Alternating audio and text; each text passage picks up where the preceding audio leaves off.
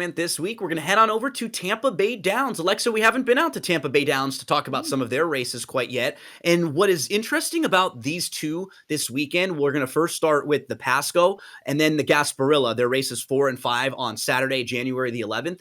They're not Kentucky Derby or Kentucky Oaks points races, but they're races for 3-year-olds going 7 furlongs, and they're early on in the year. A lot of connections will try to use this race as kind of like a tester or a stepping stone before stretching their horses out. Like if we look at this field, Owen Almighty, who's the heavy favorite, he's a horse who probably has Kentucky Derby aspirations. Even the 4 rookie card or the 5 Naughty Rascal, they feel like the 3 in here that could be maybe Derby horses down the line. How did you see this race kind of shaping up, and who did you like?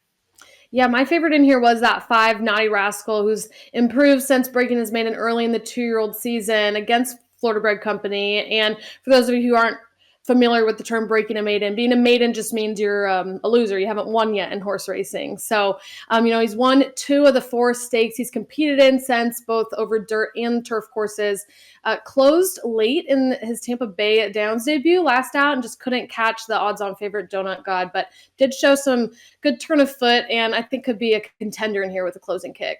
What's nice about Naughty Rascal, he's like the most experienced in the field. He's got a really nice body of work. He's won stakes races on the turf and on the dirt. He's won going a mile on the turf, so that's farther than this race. So fitness shouldn't really be a problem for him, and he's kind of like the now horse, where a horse like Owen Almighty might need this race to get to some of his better races and kind of shake off some of the rust. You see a horse like Naughty Rascal, he's just really solid right now, and every time I see him, he reminds me of Tommy Boy. He's naughty, my naughty little pet. He's naughty. You got to be careful with that Naughty Rascal there. So a look at the Pasco, where you have a couple of very talented horses in rookie card, Naughty Rascal, and then to the outside, the heavy favorite, Owen Almighty. So those were the boys in the Pasco. In race number 5, we're going to take a look at the fillies, the 3-year-old fillies. They will be sprinting 7 furlongs in the Gasparilla. And in this one, Alexa, I think kind of the similar strength to the outside of the field. It looks like Mrs. Worldwide, very logical. Winning You're In, very logical. These are 2 horses, I think, kind of to start with as some of the major players in here. Who did you like?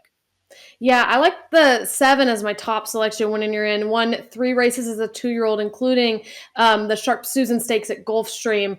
Exits the Florida Sire Stakes, winning the Susan's Girl Stakes 2 back before fading kind of badly in the My Dear Girl Stakes in November, but does her best running on or near the lead, and I think could battle Miss Worldwide for early positioning.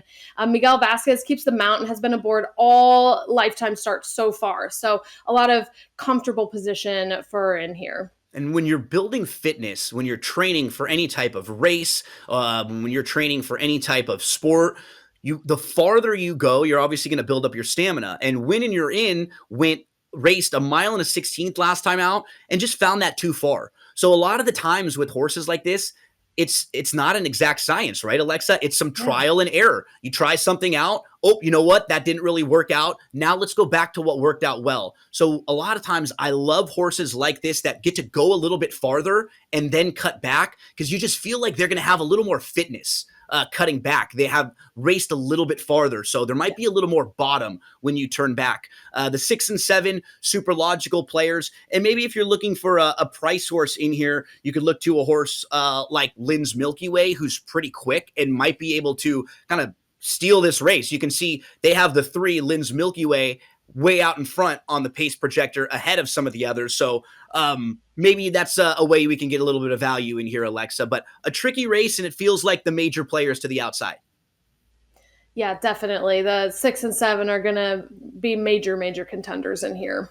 So when you're handicapping these 2 races, what you want to do is not only look at the races individually, but also kind of put some of these horses, make a mental note for down the line. Are these horses who you like, who you think might be able to run a little bit farther, be Kentucky Derby or Kentucky Oaks type horses? That's really going to be what our kind of journey is on this show really for the next few months, Alexa, because every week or every couple of weeks, we're going to go to a different track where they'll have some Kentucky Derby or Kentucky Oaks prep races. I think for next week, we're going to head out to Fairgrounds because it's the Lecomte and a lot of their undercard races. So it was fun to get a look at Tampa Bay Downs, and now we'll kind of get to bounce around over the next few months.